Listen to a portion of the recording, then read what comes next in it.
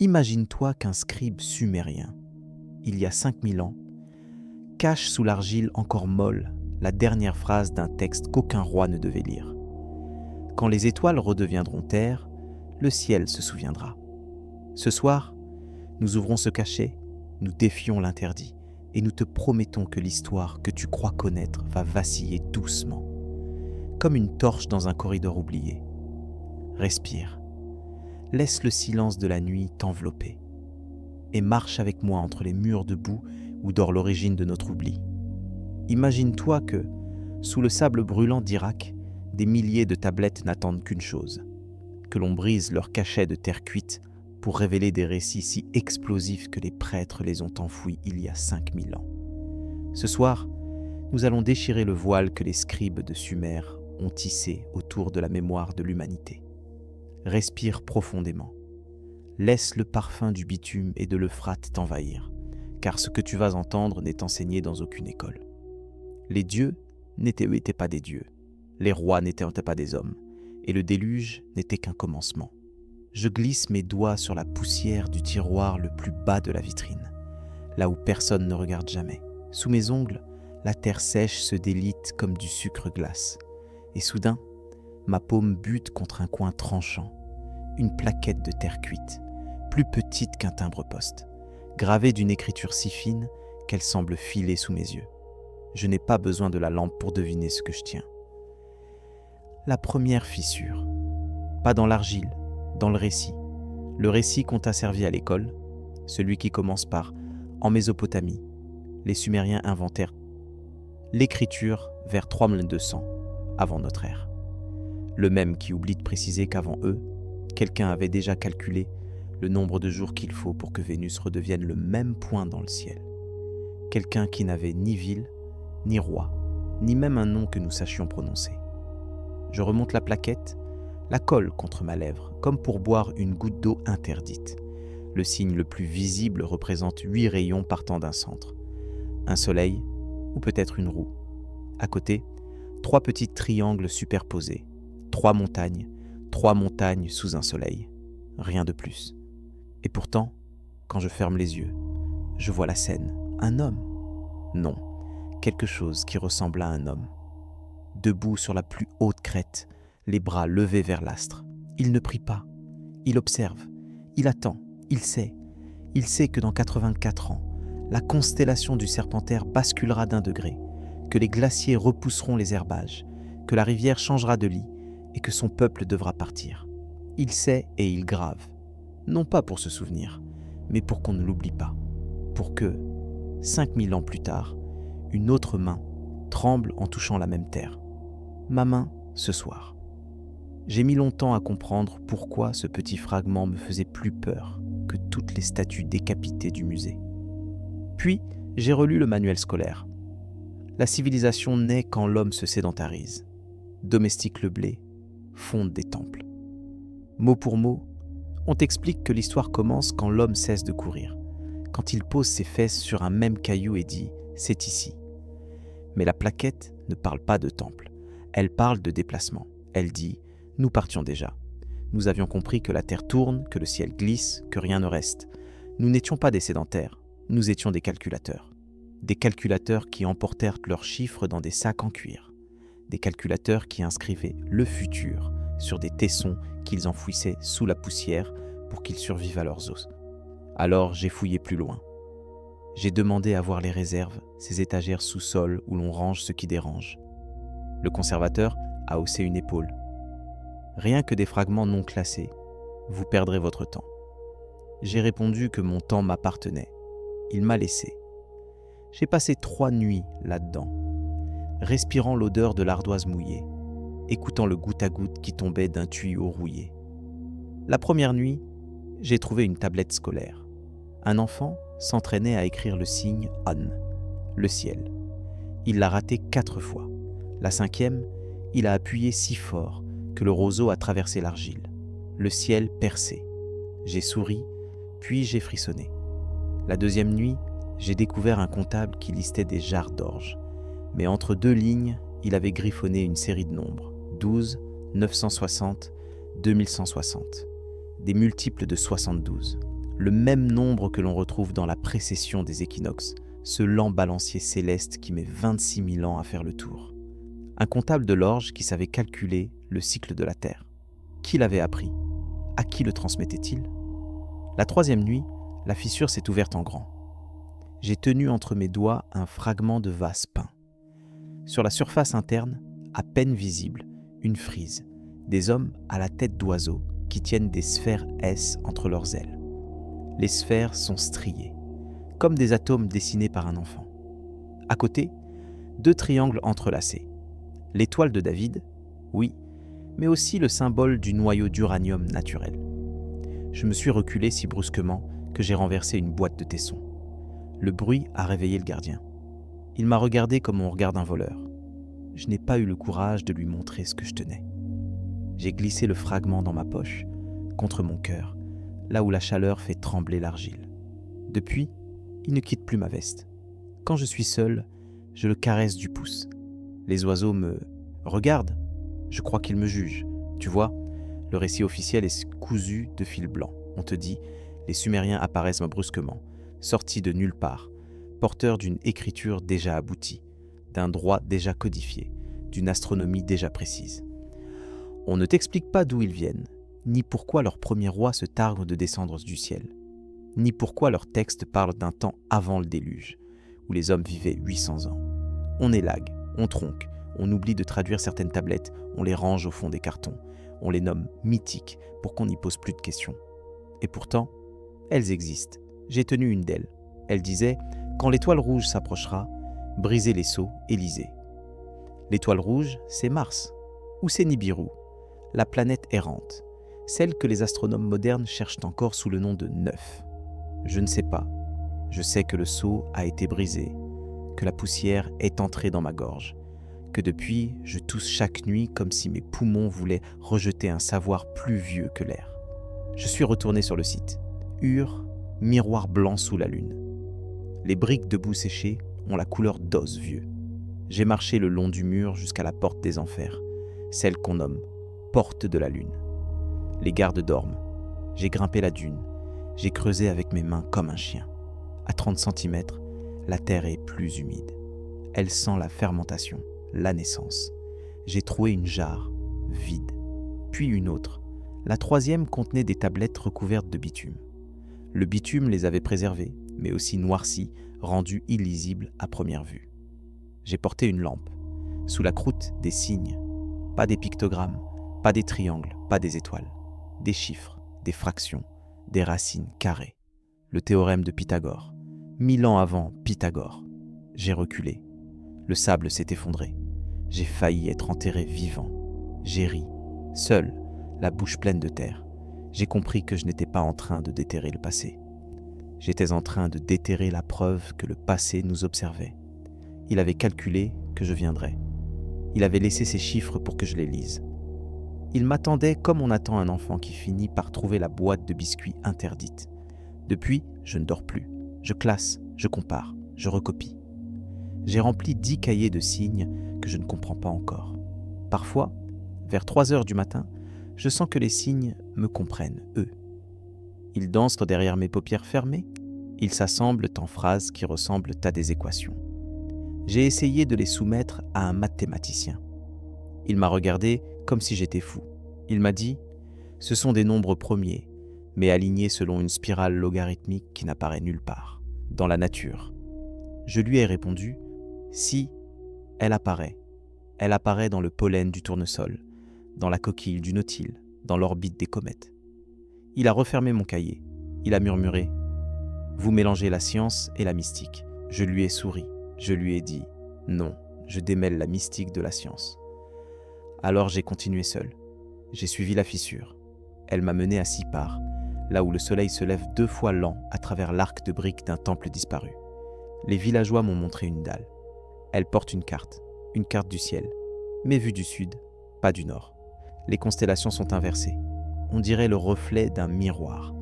Le gardien du champ m'a confié « Quand j'étais gamin, on disait que cette pierre tombait du ciel la nuit où les étoiles pleuraient. » Je l'ai regardé.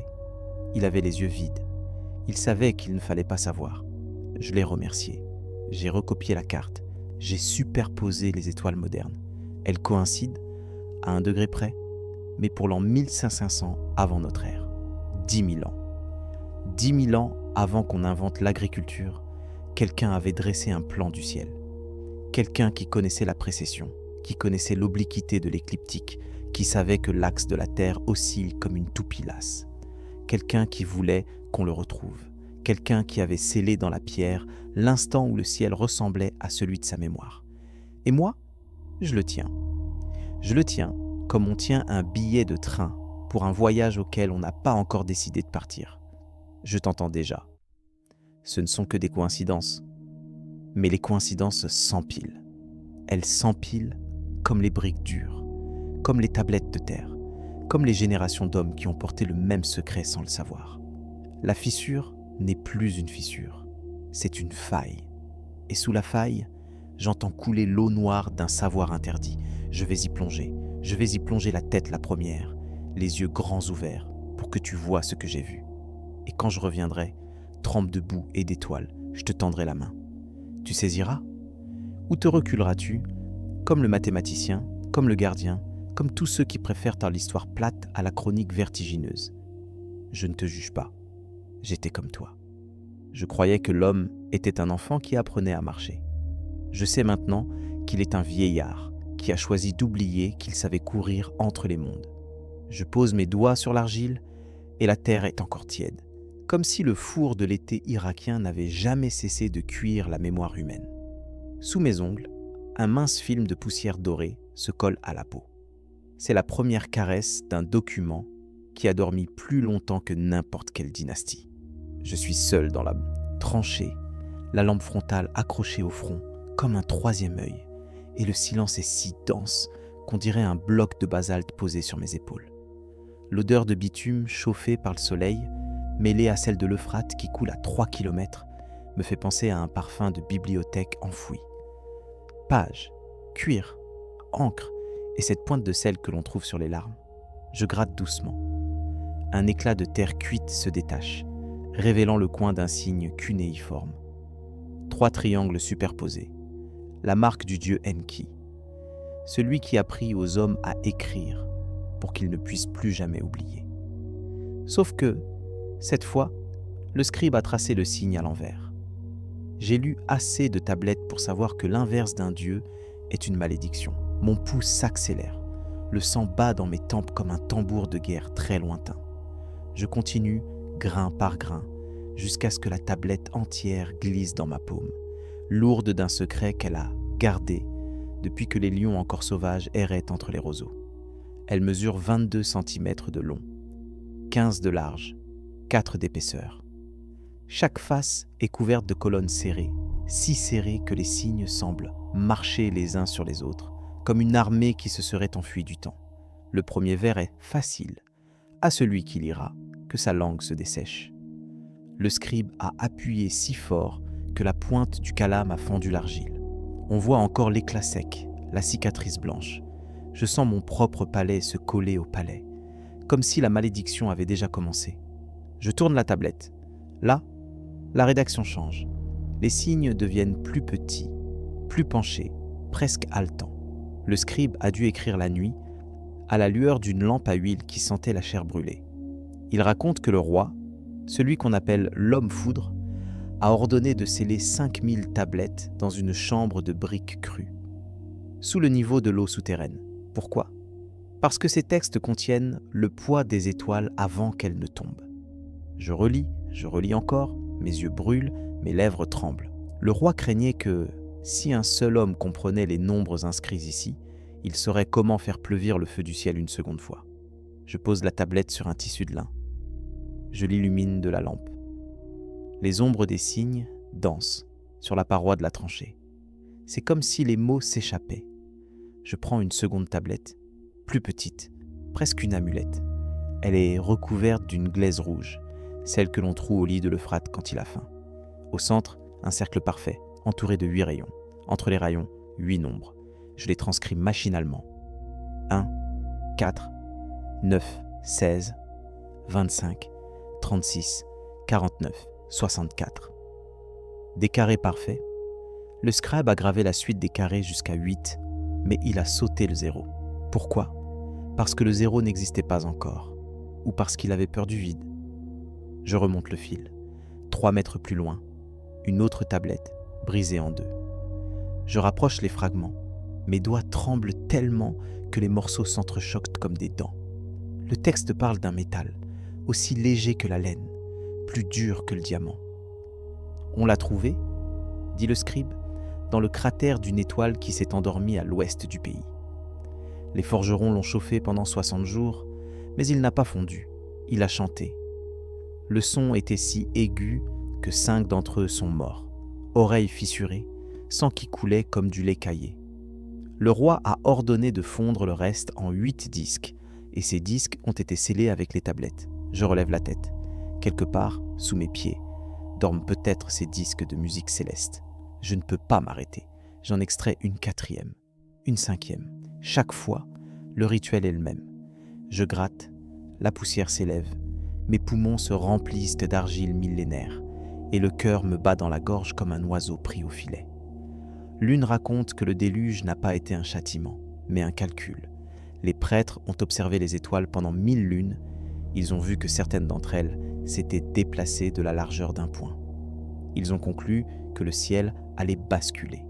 Ils ont donc construit des bateaux, non pas pour sauver les hommes, mais pour sauver les chiffres, tables astronomiques, mesures du niveau de l'eau, liste de grains dont le poids exact permettrait de refaire le monde après la noyade. Une autre tablette est couverte d'une fine couche de bitume encore souple. Quand je la retourne, l'odeur de goudron me fait tousser, c'est comme renifler la nuit elle-même. Le texte est une carte, 2 rivières, une ville, mais aussi un cercle concentrique qui n'est ni mur ni route. Je mesure. Le diamètre correspond à exactement 1 degré de latitude sumérienne, celle qu'il calculait en observant la montée du bélier sur l'horizon. Au centre du cercle, un point noir. À côté, une note. Ici, le temps se replie. Je frissonne, bien que le thermomètre affiche 42 degrés à l'ombre. Je continue jusqu'à la 12e tablette. Mes mains sont maintenant couleur de terre glaise, mes ongles noircis, mes lèvres gercées. Le soleil décline, la tranchée s'emplit d'ombres bleues et les signes cunéiformes semblent s'animer comme des insectes qui se réveillent au crépuscule. Je lis une liste de rois, mais les noms sont suivis de durées de règne impossibles. 36 000 ans, 28 000 ans, 18 000 ans. Pourtant, les chiffres sont écrits avec la même assurance que ceux qui comptent des jarres d'orge. À côté, une phrase griffonnée à la va-vite. Ils ne sont pas morts, ils ont seulement ralenti leur cœur. Je sens alors le poids du temps qui s'abat sur mes épaules. Ces tablettes ne sont pas des archives, ce sont des capteurs. Elles ont absorbé l'angoisse des hommes qui savaient que leur mémoire allait disparaître. Je pose la dernière d'entre elles sur mon cœur. J'écoute. Rien, puis un léger bourdonnement, comme si l'argile se mettait à vibrer au rythme de mes battements. Je ferme les yeux. J'entends la voix du scribe. Très loin, très près, emporte-nous, mais ne nous traduis pas tout de suite. La vérité est un fruit. Plus elle mûrit longtemps cachée, plus elle enivre. Je les enveloppe une à une dans du coton. Je les place dans une caisse en bois de palmier que j'ai rapportée de Bassora. Avant de fermer le couvercle, je glisse un grain d'orge sur chaque tablette, geste ancien pour que la mémoire continue à germer même dans le noir. Puis, je remonte l'échelle, je regagne la surface. La nuit est tombée. Les étoiles sont si basses qu'on dirait des lucioles piégées dans un voile de mousseline. Je sais que demain, les archéologues officiels arriveront avec leurs camions, leurs formulaires, leurs gants en latex. Je sais qu'ils emporteront mes tablettes, les classeront, les dateront, les nettoieront à l'alcool. Je sais aussi qu'ils ne verront pas ce que j'ai vu. La peur gravée au fond de chaque signe, la certitude que le monde a déjà brûlé une fois et que les cendres ont été pilées pour faire l'encre de ces textes. Je m'éloigne à pas compter, la caisse sur le dos, le cœur aussi lourd que la terre que j'ai enlevée. Derrière moi, la tranchée s'effondre doucement, comme un livre qu'on referme. Le vent soulève un voile de poussière, et sous la poussière, je distingue l'ombre d'un homme qui me regarde. Il lève la main, je ne vois pas son visage, mais je sais que c'est le scribe. Il sourit, Ou peut-être pleure-t-il. À cette distance, les larmes et la poussière se ressemblent. Je hoche la tête, je lui promets de ne pas traduire tout de suite. Je marcherai longtemps encore, la caisse contre mon cœur, pour que le fruit de l'interdit ait le temps de devenir si mûr qu'en le mangeant, nous en oublions le goût de la peur. Je sens le vent du désert me lécher la nuque, ce vent qui porte la poussière de millénaires et le parfum amer de l'asphalte antique. Je suis à nouveau debout sur la crête de Tel Al-Ubaid, là où le sol se fend comme une vieille peau tannée. Sous mes bottes, la terre est tiède, presque vivante, et chaque pas fait naître un petit souffle qui sent le soufre et la cendre. J'ai laissé tomber la truelle, j'ai creusé avec mes mains, 10 cm, 20, 30, puis la couleur change, gris métallique, presque bleu, comme si le ciel s'était infiltré sous nos pieds. Je gratte, une surface lisse apparaît, pas une pierre, une plaque d'une seule pièce, sans joint, sans fissure, dure comme deux. L'acier m'est froide comme la lune. Je frappe doucement. Le son est faux. Il résonne comme un gong étouffé, comme si la terre elle-même gardait la mémoire d'un métal qu'elle n'aurait jamais dû oublier. Je l'avais soulevée. Elle ne pèse rien, ou presque. Une feuille d'écorce, mais indestructible. Dessus, des signes, pas des pictogrammes, pas des lettres, des coordonnées, des nombres, des angles. J'ai reconnu la constellation du dragon, mais vue d'en haut, comme si quelqu'un avait dessiné la carte d'un ciel qui l'aurait survolé. J'ai posé la plaque sur mes genoux. Elle a vibré, un frisson si léger que j'ai cru que mes artères battaient dans la wrong metal. J'ai fermé les yeux et j'ai vu une ville. Non, un vaisseau, non, une ville-vaisseau, posée au bord d'un fleuve qui n'était pas l'Euphrate, mais qui coulait entre deux montagnes de cristal. Des hommes, non, des êtres, debout sur des passerelles transparentes, regardant vers le bas, vers nous, vers cette terre qu'ils avaient choisie comme on choisit un jardin après avoir quitté le paradis. Je l'ai rapportée, je l'ai cachée sous ma veste, contre ma peau. Elle me brûlait, elle me parlait, pas avec des mots, avec des images, des flashs, des souvenirs qui n'étaient pas miens. Je les ai vus atterrir, je les ai vus creuser, pas des fondations, des mines de cuivre, d'or, d'un métal que nous n'avons pas encore nommé. Ils ne venaient pas pour coloniser, ils venaient pour extraire. Pas pour eux, pour nous laisser une chance. Ils savaient que nous naîtrions des milliers d'années plus tard et qu'il nous faudrait des outils. Ils nous ont laissé le cuivre, le bronze, l'acier. Ils nous ont laissé la mémoire du feu. Ils nous ont laissé la mémoire du ciel. Et puis, ils sont repartis, mais pas tous. Quelques-uns sont restés. Ils ont pris des femmes. Elles ont enfanté. Des rois, des prêtres, des scribes, des hommes à la peau dorée, aux yeux en amande, qui savaient lire les étoiles comme on lit le journal. J'ai vérifié. J'ai passé des nuits entières à comparer les généalogies sumériennes, les listes royales, les fragments de l'épopée de Gilgamesh. Chaque roi, chaque demi-dieu, chaque héros a un père qui descendit du ciel. Pas métaphoriquement, littéralement. Les textes disent « Il vint dans une barque de feu ». Ils disent « Sa peau était comme du lait frais, ses yeux comme des saphirs ». Ils disent « Il enseigna le calcul, l'écriture, la musique des sphères ». Et puis ils disent « Il repartit ». Mais pas avant d'avoir laissé une plaque comme celle que je tiens.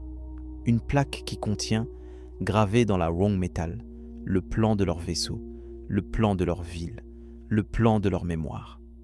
Une plaque qui est aussi une clé qui attend qu'on la tourne dans la serrure du temps. Je l'ai testée. J'ai attendu que la lune soit pleine, que Mars soit à l'opposition, que le dragon soit au zénith. J'ai posé la plaque sur le sol, face vers le ciel. Elle a brillé, pas violemment, doucement, comme une étoile qui se souvient. Et le sol a répondu. Un grondement, très loin, très profond, comme si la terre elle-même se mettait à chanter en dormant. J'ai regardé autour de moi. Rien ne bougeait. Mais j'ai senti. J'ai senti que sous mes pieds, quelque chose s'alignait. Des couches de sable, de cendres, de sel, de lave, de boue, tassées les unes sur les autres comme les pages d'un livre géant. Chaque couche correspondait à une époque. Chaque couche racontait un déluge, une guerre, une fuite, un retour. Chaque couleur était une mémoire. Et la plaque, elle, était la table des matières. Elle disait « Ici, page 12 960, le déluge de Gilgamesh. Ici, page 25 920, la chute d'Akkad. Ici, page 51 1140, la naissance d'Uruk. Des multiples de 260, le nombre d'années que met le zodiaque pour glisser d'un signe. Des multiples de 72, le nombre d'années pour un degré de précession. Des nombres qui ne sont pas humains. Des nombres qui sont célestes. Des nombres qui sont la signature de ceux qui nous ont regardés naître. J'ai creusé plus loin. J'ai suivi la vibration. J'ai troué une dalle de basalte, noire, lisse, froide comme la mort. Elle portait une empreinte. Pas un pied, pas une main, une empreinte d'énergie, une sorte de dessin en négatif, comme si la pierre avait été frappée par un éclair figé. J'ai posé la plaque dessus. Elle s'est adaptée, parfaitement, comme une clé dans une serrure. Le bruit a cessé, le silence est tombé, lourd, absolu. Puis la pierre s'est ouverte, pas comme une porte, comme un livre. Elle s'est pliée, doucement, révélant un espace triangulaire, juste assez grand pour une main. Dedans, un cylindre, en or, ou en quelque chose qui ressemble à l'or mais qui ne s'use pas. Des signes y sont gravés, pas des lettres, des fréquences, des longueurs d'onde, des nombres qui parlent au corps avant de parler à l'esprit. J'ai saisi le cylindre, il a vibré, il m'a chanté. Pas une mélodie, une mémoire, la mémoire du premier roi, le roi qui n'était pas un homme, le roi qui était un message qui disait « Nous vous avons vu, nous vous avons aimé, nous vous avons laissé nos rêves, ne les perdez pas. » Je l'ai rapporté, je l'ai caché avec la plaque, je les ai regardés toute la nuit, je les ai regardés jusqu'à ce que le soleil se lève et que l'ombre de mes rideaux dessine sur le mur la même constellation que celle gravée sur la ronde métal. J'ai compris que les rois de Sumer n'étaient pas des hommes devenus dieux. Ils étaient des dieux devenus hommes. Ils étaient les enfants de ceux qui étaient venus, qui avaient creusé, qui avaient enseigné, qui étaient repartis. Ils étaient les demi-porteurs d'un sang plus vieux que la poussière. Ils étaient les gardiens d'un savoir qui ne devait pas être oublié. Mais ils ont oublié, ou on leur a fait oublier. On leur a dit « Vous êtes des hommes, vous n'êtes que des hommes ». On leur a pris leurs plaques, leurs cylindres, leurs cartes. On les a brisées, on les a enfouies, on les a remplacées par des temples, des sacrifices, des prières. On a remplacé la science par la superstition. On a remplacé la mémoire par le mythe. Et le mythe est devenu l'histoire. Et l'histoire est devenue le mensonge. Et le mensonge est devenu la vérité. Et la vérité est devenue l'interdit. Mais j'ai la plaque, j'ai le cylindre, j'ai la mémoire. Et je te la donne. Je te la donne comme on donne une lettre qu'on n'a pas lue, mais qu'on sait adresser à toi. Je te la donne pour que tu la lises, pour que tu la comprennes, pour que tu la transmettes, pour que tu ne la perdes pas. Parce que si tu la perds, nous recommençons. Nous recommençons à zéro.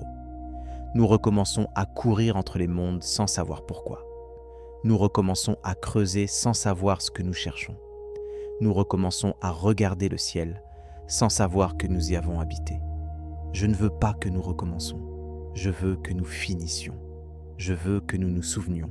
Je veux que nous devenions à nouveau ceux qui savent. Ceux qui savent que la terre tourne, que le ciel glisse, que rien ne reste, mais que tout revient. Je veux que nous devenions à nouveau les enfants des étoiles. Le bitume encore tiède colle à mes doigts comme une seconde peau noire. Je gratte, lentement, et l'odeur de goudron brûlé me monte au nez, âcre, presque sucrée, celle des routes fondantes en août, mais chargée en plus de 5000 ans de silence. Sous la croûte, l'argile est d'un gris de cendre, et les signes y sont si fins qu'ils semblent tracés par une aiguille d'oiseau. Je n'ai pas besoin de lampe. La lune est assez basse pour glisser son argent entre les rainures. Le premier signe que je distingue ressemble à un soleil, mais avec 4 rayons seulement, coupés net, un soleil mutilé. À côté, un triangle posé sur sa pointe, comme un cône de volcan prêt à cracher non pas la lave, mais la mémoire. Je soulève la tablette. Elle est plus légère que ma main. Pourtant, mon poignet plie sous le poids. Ce n'est pas la terre qui pèse, c'est la formule. Je le sens dès la seconde ligne, une suite de nombres qui ne racontent pas une histoire, mais un déséquilibre. 238, 235, 234. Je les murmure. Ils me répondent par un frisson dans la gorge. Ce sont les isotopes. Ceux que l'on retrouve dans les cendres d'Hiroshima. dans les sables de Nevada, dans les os des vaches de Tchernobyl. Sauf que ce scribe, lui, n'a jamais vu une ville brûler en 1/1000 de seconde. Il a seulement observé la poussière tomber du ciel. Il l'a goûtée, il l'a mesurée, et il a compris qu'elle chantait une chanson que seules les cellules vivantes peuvent entendre. La chanson de la division infinie. Je m'accroupis, j'aligne devant moi 3 pierres plates pour faire un petit autel improvisé. Sur la centrale, je pose la tablette. Les 2 autres servent de support à mes coudes pendant que je recopie. Le roseau que j'ai taillé à l'aube gratte l'argile encore molle. Il siffle comme une palme électrique. Le bitume s'effrite, les grains noirs roulent vers mes genoux, et chaque grain semble porter un fragment de la phrase maudite. Quand la lumière se fera plus lourde que l'ombre, les portes s'ouvriront sans bruit. Je n'ai pas besoin de chercher longtemps pour savoir ce qu'il entend par lumière plus lourde. C'est le flash, celui qui transforme les murs en verre, les corps en ombre portée, les rêves en cendres qui retombent en silence. Le scribe l'a calculé. Il a pris la trace de strontium dans la céramique, il a mesuré la décroissance, il a noté le rapport 90-38 et il a conclu que la chaleur ressentie n'était pas celle du soleil, mais celle de l'atome déchiré. À ma gauche, une seconde tablette, plus épaisse, m'attend. Je l'extrais du sac en cuir que j'ai humidifié pour éviter qu'elle ne se fissure. Elle sent l'eau stagnante, l'odeur des puits anciens. Dès que je retourne la face, je vois le dessin, un grand cercle, un petit cercle, et entre les deux, 8 traits rayonnants. Pas une roue, non, un noyau. Le grand cercle, c'est l'uranium. Le petit, c'est le neutron qu'on y lance comme une flèche dans un cœur de géant. Les 8 traits sont les neutrons relâchés, ceux qui vont frapper 8 autres noyaux, qui en relâcheront 64, puis 512, puis la cascade. Le scribe a dessiné la réaction en chaîne comme on dessine un exploit de chasse, simple, précis, beau. À côté, il a griffonné une ligne de chiffres. 1, 2, 4, 8, 16, 32, 64. Il a arrêté là, mais je sais que la suite va jusqu'à l'infini ou jusqu'à l'explosion. Il n'a pas écrit kilotonnes, il n'a pas besoin. Il a écrit bruit de 10 000 tonnerres. Et ça suffit. Je pose la tablette, je ferme les yeux. J'entends encore le bruit, pas dans ma tête, dans la terre. Un grondement sourd, très loin, comme si le sol lui-même se souvenait. Je sais que c'est impossible, que le plateau mésopotamien n'a jamais connu de feu nucléaire, que les dunes ne gardent pas l'écho des bombes. Pourtant, le grondement est là. Il monte par mes chevilles, il fait vibrer mes rotules. J'ouvre les yeux. La poussière sur la tablette s'est redressée en minuscules colonnes, comme des champignons après la pluie. Je souffle doucement. Elle s'effondre. Je comprends. Le scribe n'a pas seulement noté la formule, il a aussi enregistré la peur. La peur a une fréquence, comme la lumière, comme le son. Il l'a imprimée dans l'argile. Il l'a scellée sous le bitume. Et maintenant que je gratte, la peur se réchauffe. Elle se dilate. Elle cherche à nouveau une oreille pour chanter sa chanson sans parole. Je reprends mon cahier, je note. Je ne traduis pas encore, je transcris.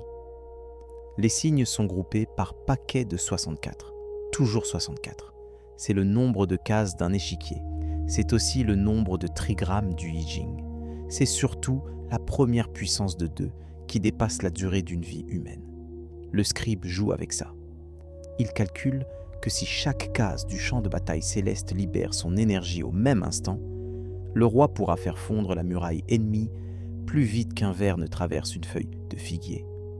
Il ne parle pas de radiation, il parle de lumière qui mange l'ombre des hommes. Il ne parle pas de retombées, il parle de poussière qui entre dans la bouche des enfants et y chante la nuit. Il sait que l'énergie, une fois libérée, ne meurt jamais. Elle change de robe, elle devient maladie, elle devient mémoire, elle devient mythe. Je relève la tête. La lune a dérivé.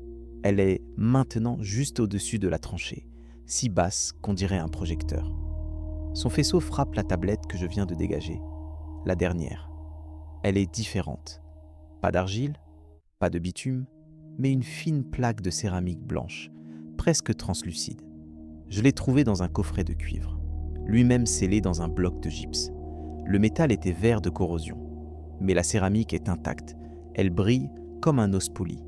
Dessus, Pas de signes cunéiformes, des chiffres arabes, tu aurais dit, sauf que leur forme est plus ancienne, plus ronde, comme si l'algèbre était née avant l'alphabet. Je lis 4,6 milliards, c'est l'âge de la Terre. À côté, 1R66 R 1027, c'est la masse d'un nucléon. Puis 8848, c'est l'altitude de l'Everest, mais aussi, en décimale sumérienne, la racine carrée de la constante de décroissance radioactive de l'uranium 238. Quelqu'un a fusionné géologie, physique et mythe en une seule ligne, comme on respire. Je pose la plaque sur ma paume. Elle est si fine qu'elle tremble avec mon pouls. Je sens la chaleur qu'elle retient, pas celle du soleil, celle du noyau. Elle est tiède, vivante. Je l'approche de mon oreille, elle chante. Un bourdonnement aigu, presque inaudible, mais régulier, comme un chœur artificiel. Je sais que si je la rapporte au laboratoire, on me rira au nez. On me dira que c'est un hasard, que la céramique a absorbé des isotopes naturels, que le bruit est dû au quartz, à la piézoélectricité, à la fièvre de l'enquêteur. Je n'y irai pas. Je la garderai. Je la glisserai chaque soir sous ma langue, comme un cachet, pour que la formule entre dans mon sang, pour que la division cellulaire se souvienne qu'elle a déjà connu la fission, pour que mes rêves se fendent en deux, puis en 4, puis en 8, jusqu'à ce que j'aperçoive au fond de l'éclatement la silhouette du scribe, qui me regarde et qui lentement lève le pouce, le signe qu'il avait compris, le signe que je comprends. Je range les tablettes dans l'ordre. Argile, bitume, céramique, de la terre à la pierre, de la pierre au feu. La progression était là, silencieuse. Je sais que demain, je devrais les cacher à nouveau, les enfouir sous une dalle, les confier à un puits, peut-être à un fleuve. Je sais aussi que la formule ne demande qu'à être relue, qu'à être relancée, qu'à reprendre sa cascade. Je l'entends qui bat sous mes doigts, comme un oiseau en cage qui frappe des ailes contre les barreaux de l'oubli. Je ne suis pas le gardien du secret, je suis seulement la prochaine étincelle. Et quand je refermerai la caisse, quand j'aurai scellé le couvercle de bitume frais, je saurai que quelque part, dans 1000 ans, une autre main tremblera, grattera, soufflera et entendra le même grondement. Parce que l'énergie ne meurt jamais. Parce que la peur est un isotope à vie longue. Parce que la lumière, une fois qu'elle a appris à être plus lourde que l'ombre, ne peut plus jamais redevenir simple aurore. La lumière de ma lampe frontale glisse sur l'argile comme une caresse craintive, et je sens le silence se faire plus lourd que la terre elle-même.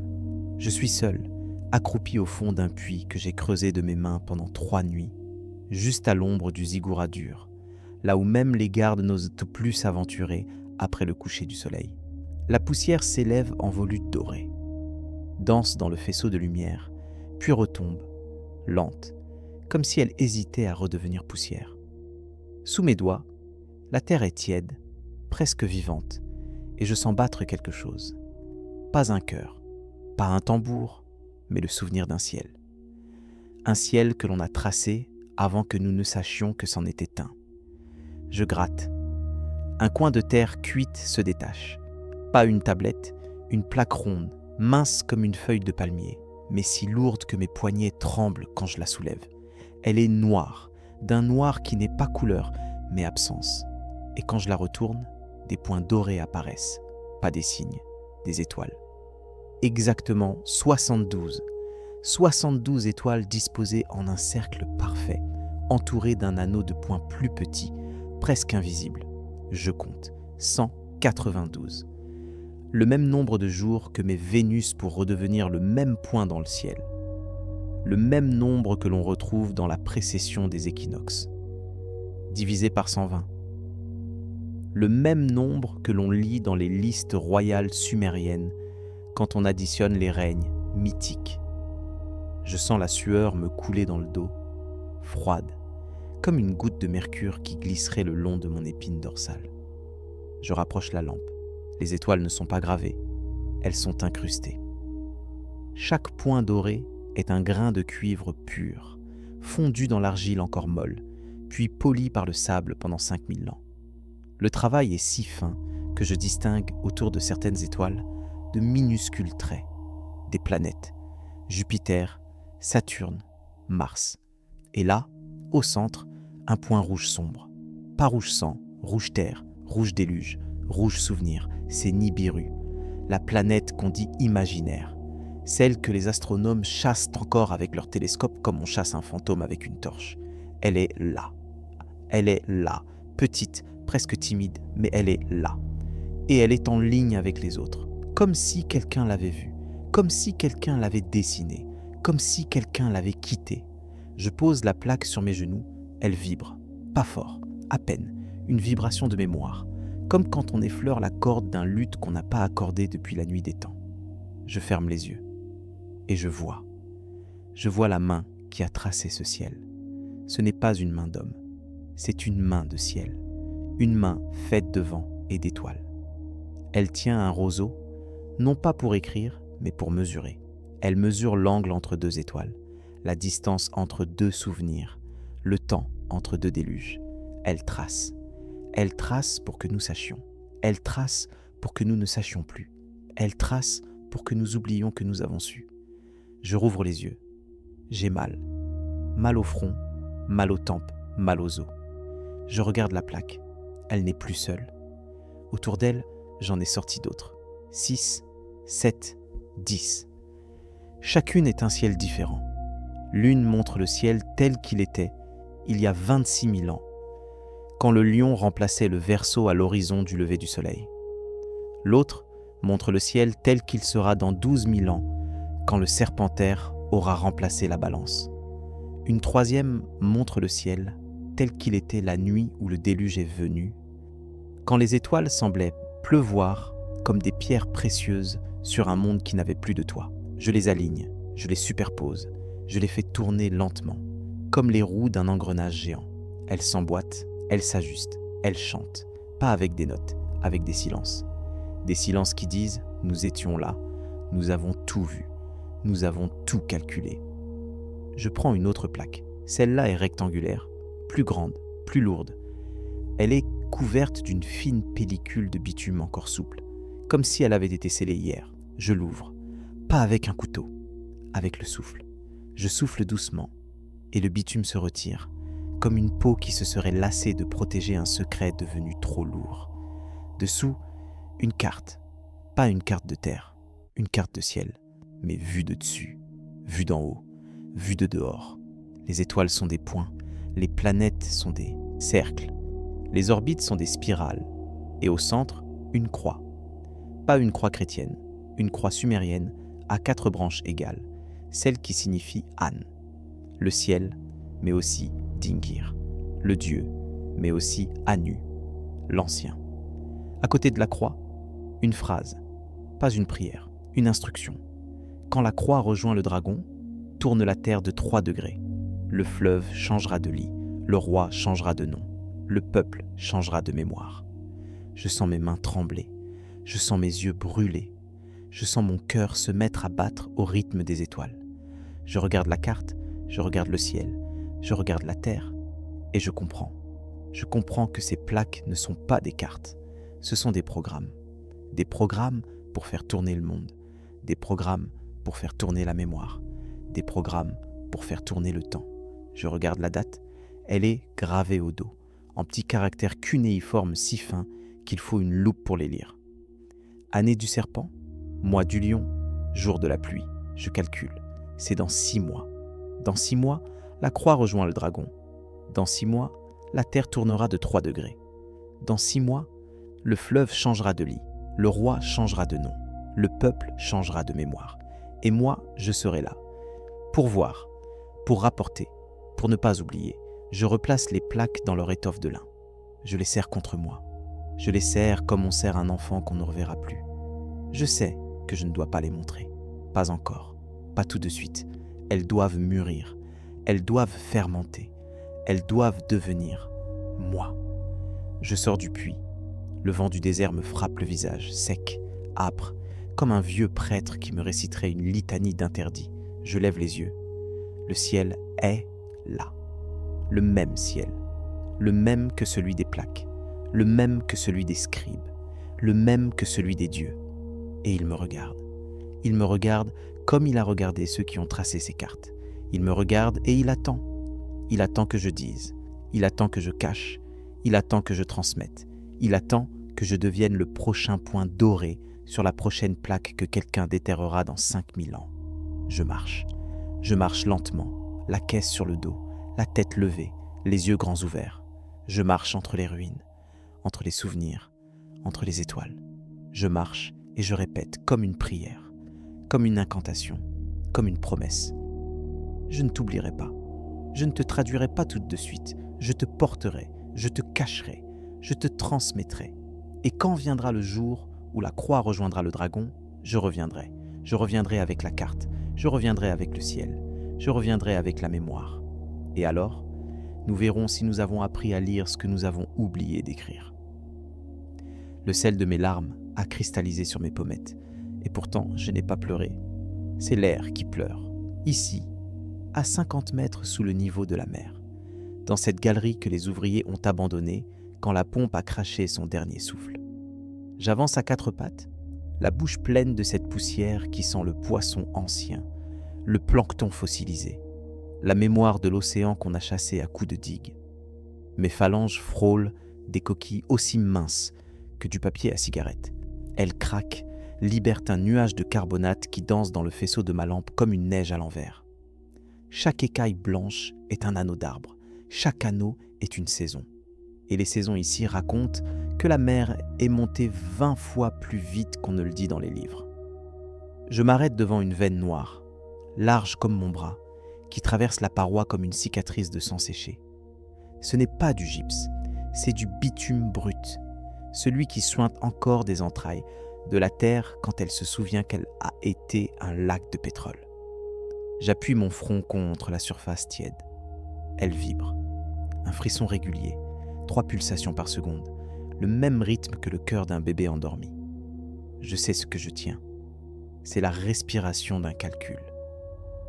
Un calcul enfermé dans la roche il y a 12 000 ans, quand les hommes m'ont compris que l'eau allait monter plus haut que le ziggoura, plus haut que la mémoire, plus haut que le ciel. Je gratte. Le bitume s'écaille, révèle une feuille de cuivre rouge, mince comme une aile de libellule. Elle est courbée, mais pas rouillée. Le métal conserve l'éclat d'un coucher de soleil capturé. Dessus, des traits fins, presque transparents. Une ligne droite, puis une sinusoïde, puis une droite à nouveau. C'est le profil d'un front d'eau. Je reconnais la pente, je reconnais la courbe, je reconnais la pose. C'est la marée, mais pas celle de la Lune. C'est la marée de l'atmosphère. Quelqu'un a mesuré la pression, la température, la salinité, la vitesse du vent, et il a dessiné l'instant où la mer dira « assez » et où le fleuve dira « trop ». Le croquis est daté, l'année où le lion boit l'eau des étoiles. En chiffres, 10 800 avant nous, 10 800 ans. L'année où la dernière calotte glaciaire s'est effondrée comme un château de cartes trempées. Je replie le cuivre, je le glisse contre ma poitrine. Il me brûle comme une pièce qu'on vient de frapper. Je continue. La galerie descend, toujours descend, jusqu'à une dalle de granit poli, noire, lisse, comme un miroir retourné. Je m'agenouille. Au centre, un disque de terre cuite, large comme une assiette, épais comme un doigt. Il est fendu, mais les morceaux tiennent encore ensemble grâce à un fil de laiton tressé. Je soulève le puzzle. Sur la face interne, des colonnes de chiffres. 7, 42, 252, 1512. Des multiples de 42. Je connais ce rythme. C'est le nombre de jours qu'il faut à un nuage pour traverser l'océan Indien, pour se charger d'eau, pour crever au-dessus de l'Euphrate. 42 jours, 168 heures, 10 800 minutes. Le temps exact pour qu'un événement lointain devienne catastrophe locale. Le scribe a multiplié ce temps par 360, le nombre de jours de leur année sacrée, et il a obtenu 1512, le nombre d'années entre deux déluges. Pas le déluge biblique, pas le déluge de Gilgamesh. Le déluge climatique, celui qui n'a pas besoin d'arche, seulement d'un silence de 30 générations pendant que l'eau remonte d'1 millimètre par jour, si lentement qu'on ne voit pas, si sûrement qu'on ne peut fuir. Je retourne le disque. L'autre face est une carte. Pas une carte de terre, une carte de ciel. Les constellations sont inversées, comme si on les regardait depuis le fond de la mer. Le pôle nord est en bas, le pôle sud en haut, et l'équateur est une ligne ondulée qui serpente entre les étoiles. À l'endroit où se trouve aujourd'hui le désert d'Arabie, j'aperçois un lac immense, une tache bleue ovale, entourée de 8 petits points blancs. Les 8 montagnes qui ont été îles. Les 8 îles qui ont été autant de tours d'observation. Les 8 tours qui ont transmis, de génération en génération, la mesure de la montée des eaux. Je place mon doigt sur le lac.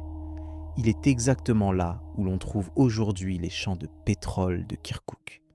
Le pétrole, c'est la mémoire de ce lac. Le pétrole, c'est le déluge fossilisé. Le pétrole, c'est l'avertissement enfoui. Je sens la dalle vibrer, pas la même vibration que le bitume.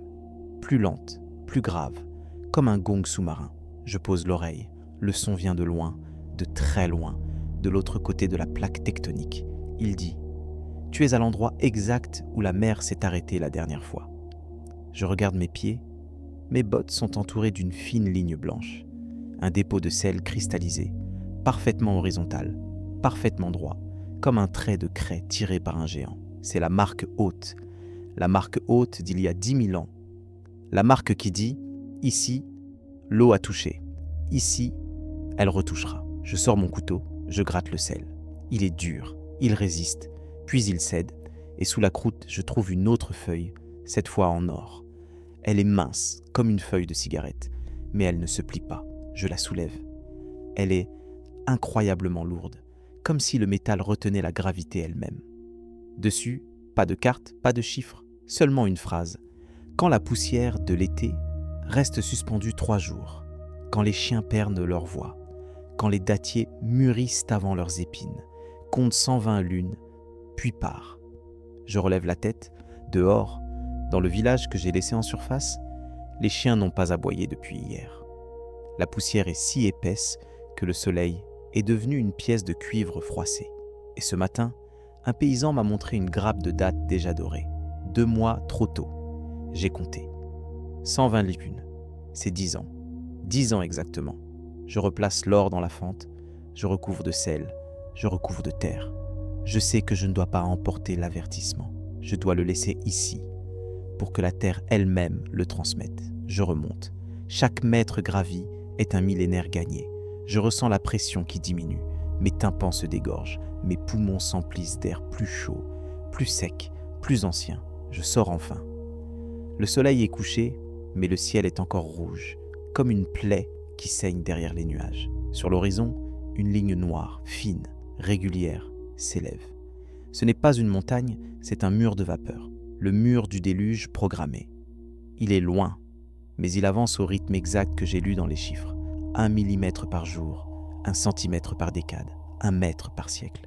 Il est en retard de 3 ans, il rattrapera. Je m'assieds sur la dune, j'ôte mes bottes, je laisse le sable me lécher les pieds. Le sable est tiède, il est vivant, il est plein de fragments de coquillages qui chantent quand le vent passe. Je ferme les yeux, j'entends la mer qui n'est pas encore là. J'entends les ordinateurs de la NASA qui calculent la fonte du Groenland. J'entends les climatologues qui se disputent sur un demi-degré. J'entends les scribes sumériens qui rient doucement, parce qu'ils ont déjà tout noté. Ils ont déjà tout pesé. Ils ont déjà tout daté. Ils ont déjà tout prévu. Il ne leur reste plus qu'à attendre que nous lisions. Il ne nous reste plus qu'à attendre que l'eau lise à notre place. Je reste là jusqu'à ce que la lune disparaisse, jusqu'à ce que le premier astre se lève, jusqu'à ce que le vent tourne et apporte l'odeur d'iode que je n'ai jamais sentie aussi loin de la côte. Je me lève, je regarde la plaine. Elle est plate, elle est vide, elle est belle, elle est prête. Je murmure la formule que j'ai apprise sous terre. « Oh, tu n'es pas le châtiment, tu es la mémoire. Monte. Monte lentement. Monte sûrement. Et quand tu atteindras la ligne de sel, souviens-toi que nous avons su. » Puis je tourne les talons, je pars. Je ne regarde pas en arrière. Je sais que derrière moi, la dune s'érode déjà. Grain par grain, comme une page qu'on tourne. Je sais que dans 10 ans, la ligne sera effacée. Je sais que dans 100 ans, la plaine sera un lac. Je sais que dans 1000 ans, quelqu'un trouvera une feuille d'or, une feuille de cuivre, une feuille de terre, et qu'il lira. Quand la poussière reste suspendue 3 jours, et il comprendra, et il partira, et la mémoire recommencera.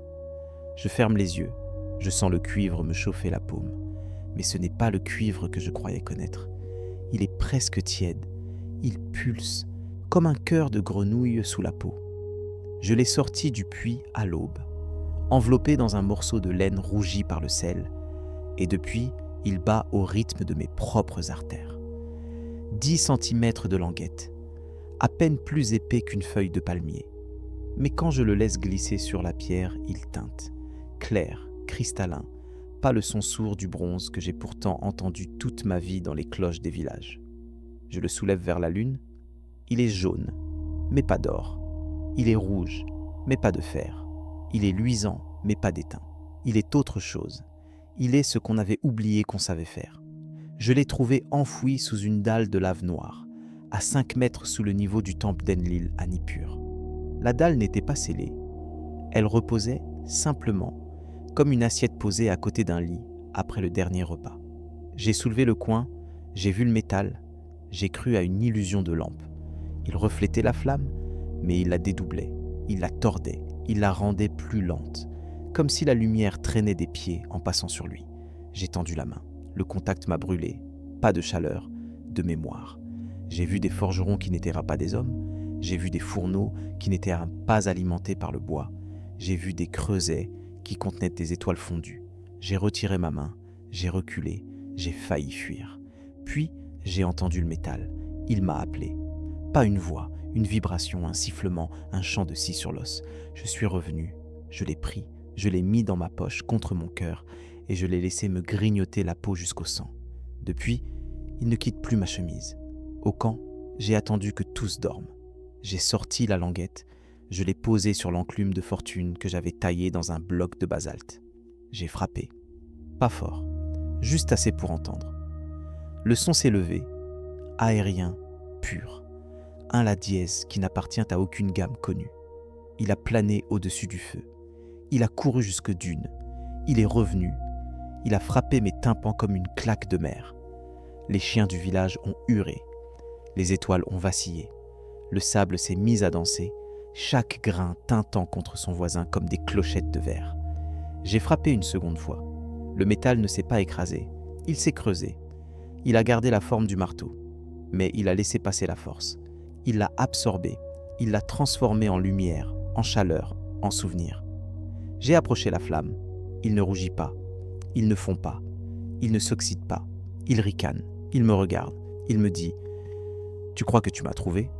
Mais c'est moi qui t'ai attendu. » Je l'ai pesé. 83 grammes. Je l'ai plié. Il s'est plié.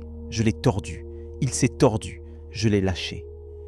Il est revenu à sa forme première. Lisse, droite, imperturbable, comme si la mémoire du métal était plus forte que celle de l'homme. J'ai gratté la surface avec un clou de fer. Pas une rayure. J'ai essayé le diamant de ma bague. Rien. J'ai saigné sur l'arête. Le sang a glissé, n'a pas laissé de traces. J'ai soufflé dessus.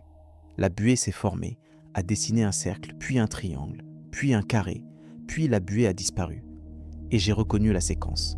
1, 3, 4, la proportion du triangle de Pythagore, la base de la pyramide de Khéops, le rapport d'or caché dans la coquille du nautile. Le métal ne se contente pas de résister, il enseigne. J'ai creusé plus loin. J'ai troué une jarre, brisé une dalle, soulevé un autre bloc de lave. À chaque fois, un morceau, un anneau, un clou, une aiguille, un disque. Toujours le même alliage, toujours la même chanson, toujours la même absence de corrosion. J'ai aligné les fragments sur ma natte, 10 pièces, 17 histoires, 17 voix qui se répondent. Je les ai frappées ensemble. Elles ont résonné en chœur, chaque note s'accrochant à la suivante, formant un accord impossible, un septième de septième, un cri de joie et de peur mêlés. J'ai fermé les yeux, j'ai vu une ville entière construite avec ce métal. Des poutrelles, des rivets, des filaments, des cordes vibrantes. Une ville qui ne rouille pas, ne s'effondre pas, ne meurt pas.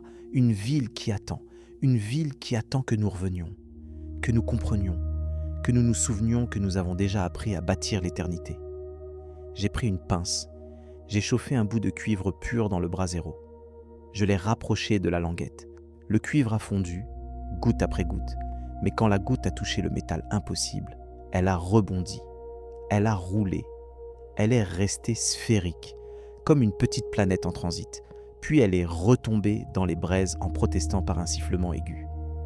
Le métal n'a pas voulu se mélanger, il a refusé le mariage, il a gardé sa virginité, il a dit « Je ne suis pas de ce monde, je suis d'avant, je suis d'après, je suis le pont. Ne me coupez pas en tranches, ne me jetez pas dans votre crédence, ne me transformez pas en pièce de monnaie. Je suis la preuve que vous avez déjà touché le ciel. J'ai écrit, j'ai griffonné des nombres, des proportions, des rapports.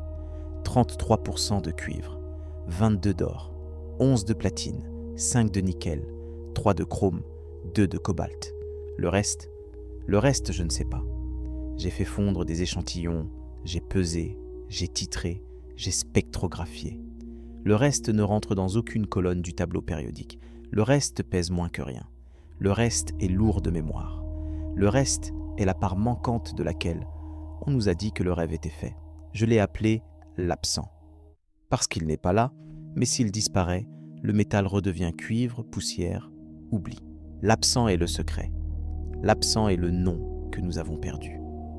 L'absent est la raison pour laquelle nos ancêtres savaient construire des ponts qui ne s'effondrent pas, des couteaux qui ne s'émoussent pas, des miroirs qui ne se ternissent pas. L'absent, c'est nous quand nous étions encore des dieux. J'ai fermé les yeux encore une fois. J'ai laissé la languette sur ma langue. Elle était tiède, elle avait le goût de pluie, de foudre, de larmes. J'ai senti monter en moi une mémoire qui n'était pas la mienne. Un forgeron debout, devant un four qui n'est pas un four, mais un cœur de montagne retourné. Il verse le métal dans un moule de sable, mais le sable est fait de poussière d'étoiles. Il attend, il chante, il prie, pas à un dieu, à la proportion. Il sait que si le rapport entre le cuivre et l'or n'est pas exactement Imlv 618, le métal ne chantera pas, ne vibrera pas, ne résistera pas. Il sait que la beauté est une formule, que la prière est un calcul, que l'éternité est une fraction. Il verse, il frappe, il trempe, il obtient la même languette que je tiens entre mes doigts ce soir. Il la pose sur l'autel, il la nomme Igigal, l'œil qui voit, puis il meurt. Il meurt parce qu'il a vu, il meurt parce qu'il a su, il meurt pour que je puisse, 5000 ans plus tard, goûter la pluie et la foudre et la larme et me souvenir que je ne suis pas le premier à tenir l'éternité dans une poche de coton. Je l'ai remis sous ma chemise. Il a glissé, il s'est collé à ma peau, il a pris mon pouls. Il bat. Il bat au rythme de la précession, 72 battements par 72 années, un battement par degré, un degré par souvenir. Je marche vers les dunes, vers la nuit, vers le silence. Je marche et je sais que je ne suis plus seul. Je porte la preuve, je porte la mémoire, je porte l'alliage, je porte l'impossible. Et tant que le métal chantera, tant que la proportion tiendra, tant que l'absent refusera de mourir, je saurai que nous ne sommes pas en train d'inventer le futur. Nous sommes en train de rembobiner le passé. Je sens le sang battre dans mes tempes comme un tambour de cuir vieux de 10 000 ans. Et je sais que ce n'est pas mon cœur, c'est le cœur d'une femme que je n'ai jamais rencontrée, mais dont l'ADN coule encore dans mes veines comme une rivière souterraine qui cherche la mer. Je suis assis sur le sol de terre battu de la maison de mon grand-père, à Al-Kourna, là où l'Euphrate rejoint le Tigre, là où les roseaux murmurent encore le nom de Gilgamesh. Entre mes doigts, un petit cylindre d'os, poli par des générations de mains, trop lisse pour être un jouet, trop lourd pour être un souvenir. Ma grand-mère l'a tiré de son sein quand j'avais 7 ans. Elle m'a dit « Porte-le contre ta peau. Il saura te réveiller quand tu entendras le chant des ancêtres. » Je l'ai porté, je l'ai oublié. Je l'ai retrouvé hier au fond d'une boîte à biscuits en fer blanc, sous des photos jaunies où l'on voit des hommes en robe blanche debout devant des fouilles. Je l'ai serré. Il a vibré. Pas fort. Juste assez pour que je sente mes molécules danser un pas de deux avec celle d'une fille morte depuis 5000 ans. Je ferme les yeux. Je vois ses pieds, nus sur la boue fraîche d'un champ d'orge. Elle a 14 ans. Elle porte un enfant dans le dos, pas le sien, celui d'une prêtresse qui a promis de lui apprendre à lire les étoiles en échange de son lait. Elle marche. Elle marche pendant 40 jours. Elle suit le fleuve. Elle suit la ligne droite que trace le vent entre les dunes. Elle ne sait pas qu'elle est enceinte. Elle ne sait pas que le sang qui coule dans ses veines porte une mémoire compressée, un fichier zip de douleur, de faim, de fuite, de déluge. Elle ne sait pas que dans ses ovules dort une séquence qui dira à son arrière-arrière-arrière-petit-fils de se réveiller en sursaut la nuit où la terre tremblera d'1 millimètre, la nuit où l'eau recommencera à monter. Elle marche, elle chante, elle me chante dans une langue que je ne comprends pas, mais que mes os comprennent, une langue faite de consonnes qui claquent comme des osselets sur un tablier de pierre. Je rouvre les yeux, je suis toujours là, mais la pièce a changé. Les murs de boue sont devenus des murs d'argile rouge, les poutres de palmier sont des poutres de cèdre, l'odeur de poisson séché est remplacée par celle de l'encens de la reine de Saba.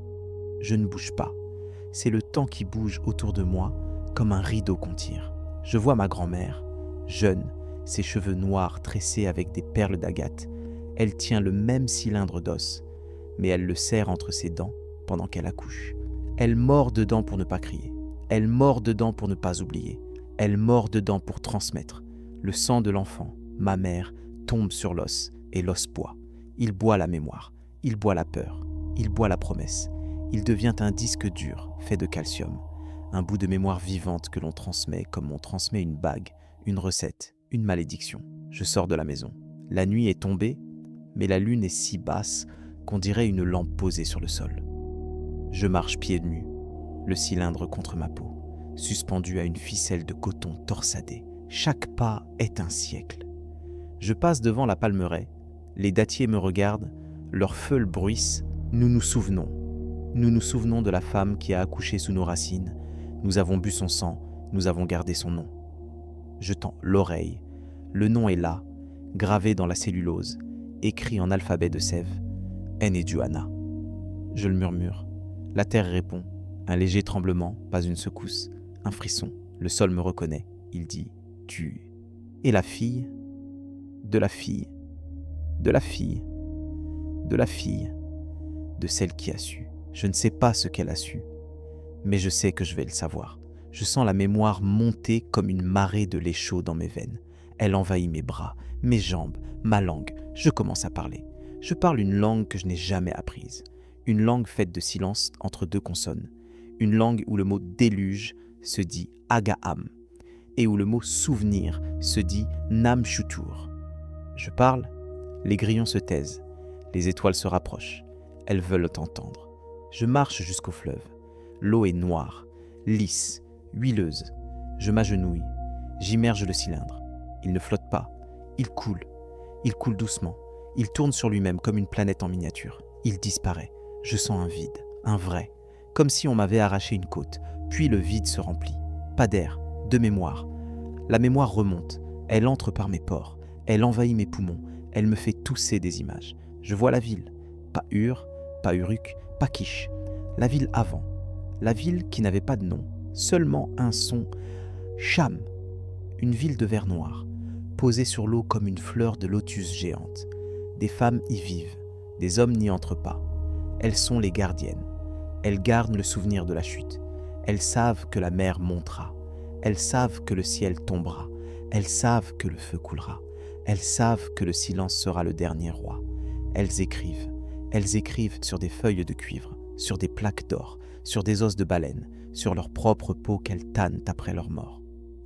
Elles écrivent pour que l'oubli n'ait pas le dernier mot. Elles écrivent pour que dans 10 000 ans, une fille accroupie au bord d'un fleuve puisse recevoir le télégramme. Je me redresse, je comprends. Le cylindre n'était pas un objet, c'était une clé qui a ouvert la porte de mes cellules. Une clé qui a dit à mes gènes, maintenant, dansez. Je sens mes cheveux s'alléger, comme si chaque mèche devenait une antenne. Je sens mes yeux s'agrandir, comme si mes orbites devenaient des observatoires. Je sens ma langue s'épaissir, comme si elle devenait une tablette. Je sais que je ne suis plus moi. Je suis une bibliothèque. Je suis une archive. Je suis un disque dur de chair. Je porte en moi 32 générations de femmes qui ont su, 32 générations qui ont attendu, 32 générations qui ont transmis sans transmettre, qui ont parlé sans parler, qui ont écrit sans écrire. Elles ont attendu que la science rattrape le mythe, elles ont attendu que l'ADN devienne un livre ouvert, elles ont attendu que je vienne au bord de l'eau, que je plonge l'os, que je boive la mémoire. Elles m'attendent depuis la nuit des temps. Elles me regardent, elles me disent « Maintenant, raconte ». Je rentre, je marche lentement, je ne veux pas. Écraser les souvenirs qui sont encore frais, comme des œufs pour te poser sur mes épaules. J'arrive à la maison. Ma tante est là, elle prépare le café, elle ne me voit pas. Elle me voit, mais elle ne me voit pas. Elle me voit autrement. Elle dit « Tu sens l'océan ». Je dis « Oui ». Elle dit « Tu as rêvé ». Je dis « Non, j'ai souvenu ». Elle hoche la tête, elle sait, elle aussi a eu sa nuit, sa plongée, sa marée. Elle aussi a craché des perles de sel, elle aussi a entendu la voix. Elle me tend une tasse. Le café est noir, amer, il a le goût de la cendre du premier feu. Je bois.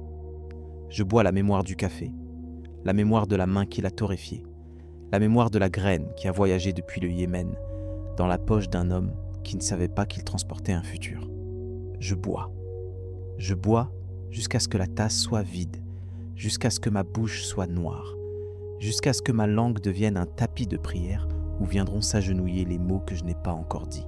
Je monte l'escalier, les marches grincent. Chaque marche est une vertèbre, chaque vertèbre est une génération. J'arrive dans la chambre de ma grand-mère. Elle est morte l'an dernier, mais la pièce sent encore sa peau, son henné, son lait de chamelle. Je m'assieds sur son lit, je prends son miroir. Il est en cuivre, il est terni, il est fendu. Je me regarde, je ne me vois pas. Je vois la femme de Cham, je vois la prêtresse d'Ur, je vois la scribe d'Uruk, je vois la fille de l'Euphrate, je vois la mère du déluge, je vois la gardienne du souvenir, je vois 32 visages superposés, 32 bouches qui sourient, 32 pères d'yeux qui pleurent. Je pose le miroir, je ferme les yeux, je parle pour la première fois en vrai. Je dis, je suis la mémoire. Je suis la mémoire qui ne veut plus dormir. Je suis la mémoire qui va raconter. Et ce que je vais raconter n'est pas une histoire. C'est un avertissement, c'est un poème, c'est une formule, c'est une prière, c'est un chant, c'est un cri, c'est un murmure, c'est un silence. C'est tout cela à la fois. Et ce tout cela, je vais le dire à ceux qui savent déjà, à ceux qui ont oublié, à ceux qui n'ont jamais su. Je vais le dire à l'eau, au feu, à la terre, au vent. Je vais le dire à l'ADN. Je vais le dire à l'os. Je vais le dire à la poussière. Et quand j'aurai fini, je saurai que la transmission est bouclée, que la mémoire est redevenue vivante, que l'oubli a perdu, que la femme de Cham peut enfin dormir, que je peux enfin dormir, mais pas tout de suite. D'abord, je dois dire. D'abord, je dois crier. D'abord, je dois chanter. Et je commence ce soir. Je commence maintenant. Je commence par ce mot. Écoute. Je sens la poussière me monter jusqu'aux genoux, puis aux cuisses, comme une marée lente qui n'aurait pas besoin d'eau. Elle est grise, si fine qu'elle passe entre les mailles de mon jean, qu'elle entre dans mes chaussures, qu'elle colle à la sueur de mes chevilles. Je ne creuse plus depuis 1 heure, peut-être 2. Je suis à genoux, à plat ventre, la joue contre la terre, l'oreille collée à une fissure qui souffle. Elle souffle un air si froid que mes tempes se prennent à glacer, comme si la terre elle-même grelottait. Et dans ce souffle, il y a un goût de cuir brûlé, de parchemin, de cire fondue, un goût de scellé. J'ai troué la dalle il y a 3 nuits, elle était là, juste sous la porte démantelée du palais de Sargon, là où les guides disent aux touristes de poser le pied pour ressentir l'énergie des rois. Ils ne savent pas que sous leur semelle, à 4 mètres, repose une chambre rectangulaire, large comme une chambre froide, basse comme un caveau. J'ai enlevé les briques une à une, j'ai soulevé la dalle de basalte, j'ai vu les marches, 10 marches, 10 marches taillées dans la roche noire, si lisses qu'on dirait qu'on les a polies avec la larme d'un millénaire. Je suis descendu, j'ai laissé la lumière du jour là-haut, comme un enfant qu'on confie à une voisine. Je suis entré dans le noir pour entendre le silence qu'on a plié si fort qu'il est devenu sourd. Le couloir fait 20 mètres, pas un graffito, pas une inscription, pas un nom. Rien. Le vide absolu. Le vide qui fait mal aux dents. J'ai dû m'arrêter 3 fois pour vomir. Non pas de peur, non pas de fatigue, mais de manque. Manque de voix, manque de traces, manque de nous. On nous a fait disparaître. Pas seulement les livres, pas seulement les statues, pas seulement les os. On nous a fait disparaître du temps. On a effacé la mémoire de la mémoire. On a plié le passé comme un parchemin trop long. On a coupé les bords, on a recollé les fragments. On a refait l'histoire en la raccourcissant de 5000 ans. Et le reste, le bout qu'on a jeté, c'est ici, sous mes doigts, sous mes pieds, sous ma langue. Je touche le mur. Il est lisse, froid, mais pas froid de pierre, froid de silence. Ce silence-là, tu le reconnais tout de suite. C'est le silence qui suit la déflagration. Le silence qui reste quand la bibliothèque a brûlé, quand les témoins sont morts, quand les langues ont été coupées. Je fais glisser ma main. Soudain, une aspérité, un carré parfait, 1 centimètre de côté, légèrement en retrait. J'appuie, le mur soupire, pas un grincement, un soupir, un souffle de vieille femme qui renonce. La pierre s'enfonce de 2 doigts, puis s'arrête. J'entends un déclic, très loin, très profond, comme si la terre elle-même avait tourné la clé d'un coffre qu'elle avait oublié. Puis le mur se fend, pas en 2, en 4 triangles qui s'écartent comme les pétales d'un lys nocturne. Derrière, un espace, pas une pièce, un espace, un cube de noir, d'1 mètre de côté, vide, absolument vide. Et au fond, posé sur le vide, un cube de verre, transparent, et dedans, un cube d'argile, brun, scellé avec de la cire noire, scellé avec du sang, scellé avec de l'oubli. Je l'attrape, il est tiède, il bat comme le métal impossible, mais plus faible, plus vieux, plus las. Je le tourne, sur chaque face, un signe, pas cunéiforme, pas pictogramme, un signe, un cercle parfait, et dans le cercle, un point, et autour du point, rien, le signe du zéro, le signe du vide, le signe du « nous n'avons jamais existé ». Je le serre contre ma poitrine, il me brûle, il me donne la nausée, il me donne la mémoire de la disparition. Je vois les scribes, ils sont 10, ils sont 100, ils sont 1000. Ils sont assis en cercle, ils ont posé leur tablette au centre, ils ont allumé un feu. Pas un feu de bois, un feu de langue.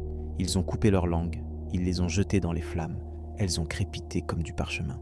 Puis, ils ont pris la cire, ils ont fondu le sang, ils ont scellé leur propre nom, ils ont scellé le nom de leur roi, ils ont scellé le nom de leur Dieu, ils ont scellé jusqu'à ce qu'il ne reste plus un seul son pour dire « nous ». Je remonte avec le cube, je remonte avec le vide, je remonte avec le silence. Chaque marche est une époque que je reconstitue à l'envers. Chaque pas est un siècle qu'on m'a volé et que je récupère. Je sors. Le jour m'aveugle, le jour m'insulte, le jour me dit « Tu n'as rien vu, tu n'as rien entendu, tu n'as rien su ». Je baisse la tête, je regarde mes mains. Elles sont noires de poussière, mais sous la poussière, elles sont rouges de sang. Mon sang, le sang du cube. Le sang de ceux qui ont choisi de se taire pour que le secret survive. Je marche loin du site. Je marche jusqu'à ce que les ruines ne soient plus que des bosses dans le sable. Je m'assieds. J'ouvre ma poche, j'en sors le cube. Il est là. Il est toujours tiède. Il est toujours vivant. Il est toujours mort. Je le pose sur le sable. Je le regarde. Je le regule longtemps. Puis je prends mon couteau. Je tranche mon index. Une goutte tombe. Elle touche le verre. Elle glisse. Elle atteint la cire. Elle s'ouvre. Elle s'ouvre comme une bouche. Le cube s'ouvre. Pas en 2. En 1000 morceaux. Il s'effondre en poussière. Et dans la poussière, il y a une tablette. Minuscule. Blanche. Vide. Absolument vide. Pas un signe. Pas une rayure. Pas une trace. Je la prends. Je la lève vers le soleil. Elle est si fine que la lumière la traverse. Elle est si légère que le vent la soulève. Elle est si vide qu'elle crie. Elle crie le nom de ceux qui ont été effacés. Elle crie le nom de ceux qui ont effacé. Elle crie le nom de celui qui la tient. Elle crie mon nom. Et je comprends. Je comprends que le silence scellé n'est pas un oubli. C'est une attente. Une attente que quelqu'un vienne, que quelqu'un voie, que quelqu'un entende. Une attente que le vide redevienne plein. Une attente que le passé redevienne nôtre. Je replace la tablette dans ma poche, je ferme les yeux. J'entends le vent. Il n'emporte plus le sable, il emporte les noms, il emporte les voix, il emporte les cris, il emporte la mémoire. Et il la redépose. Il la redépose sur ma langue, il la redépose sur mes lèvres, il la redépose sur mes doigts. Et je sais que demain, quand je dormirai, je rêverai de 1000 langues qui se recousent. Je sais que demain, quand je me réveillerai, je parlerai avec la voix de ceux qui ont choisi de se taire. Je sais que demain, quand j'écrirai avec du sang, de la cire, de la poussière. Et je sais que demain, quand je crierai, le cri sera si fort qu'il fera craquer le silence scellé. Et alors, le passé entier ressortira. Il ressortira par ma bouche, il ressortira par mes yeux, il ressortira par mes mains, et il ne demandera pas pardon, il demandera la vérité. La poussière me monte aux yeux, mais je ne cligne pas. Je fixe la ligne où le ciel se plie sur la terre, là-bas, au-delà des dunes encore tièdes de la journée. Ma gorge est sèche, pas de soif, de certitude. J'ai enfin assemblé les plaques, les cylindres, les fractions, les mythes. Elles forment un seul motif, comme quand on rapproche des tessons d'un vase brisé et que la fissure devient un visage. Le visage, c'est le nôtre, mais avant l'oubli, après la mémoire, en dehors du temps. Je tends la main. Dans ma paume, le métal qui n'est pas métal repose, tiède comme une bête qui dort. Il pulse au rythme d'un cœur qui n'est pas le mien. 4 battements lents, 2 rapides, un silence. Le même schéma que j'ai lu sur la tablette de bitume, le même que m'a soufflé la grand-mère en rêve, le même que j'ai entendu dans le grondement du puits sous la mer. 4, 2, 1. Code d'ouverture, clé de l'Éden perdu. Je sens mon propre cœur se caler sur ce rythme. Mes tempes vibrent, mes dents teintent, mes iris s'élargissent jusqu'à n'être plus que 2 trous noirs capables d'engloutir l'horizon. Je m'agenouille. Le sable est encore chaud. Il me brûle les genoux. Mais la douleur est une langue que je comprends enfin. Je pose la plaque de cuivre devant moi, celle qui porte la carte du ciel inversée. J'aligne le disque d'or au centre, le cylindre chantant à gauche, la languette d'Ijigal à droite.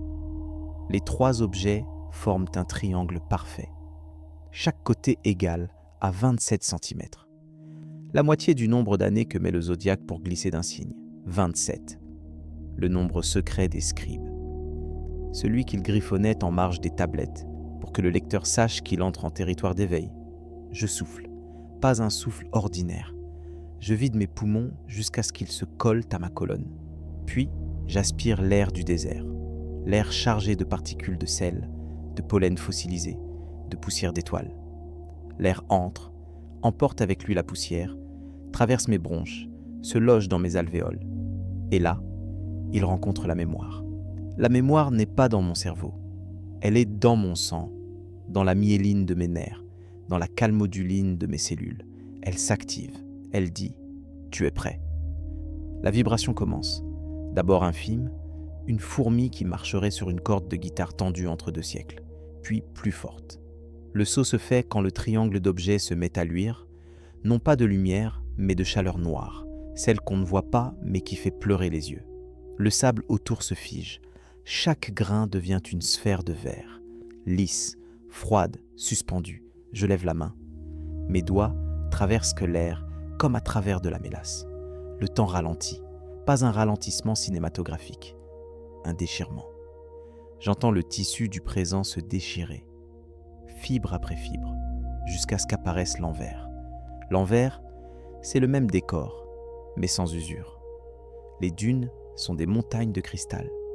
Les étoiles sont des lampes accrochées à des fils d'or. Le fleuve est un ruban de mercure qui coule à l'envers, de la mer vers la source. Et je les vois. Ils sont là, pas des fantômes, des présences, des silhouettes transparentes, mais aux contours si nets qu'on dirait découpés dans la membrane du réel. Ils portent les mêmes robes que sur les sceaux, les mêmes lustrées, les mêmes barbes tressées, mais leurs yeux sont des trous béants, pas vides, pleins de ciel, pleins de cartes, pleins de calculs. Ils me regardent, ils me reconnaissent, Ils disent, sans bouche, tu as rapproché les fragments, tu as brisé le sceau, tu as payé de ta chair pour entendre. Écoute, je n'ai pas le choix. L'écoute me traverse. Elle n'est pas sonore, elle est optique. Je vois le récit, je le vois comme on voit un film projeté sur l'intérieur du crâne. Imagine une ville, pas sur terre, mais dans le ciel. Une ville faite de sphères entrelacées, de ponts de lumière, de jardins suspendus où poussent des arbres de cuivre feuillus de silicium. Image 2. Une salle.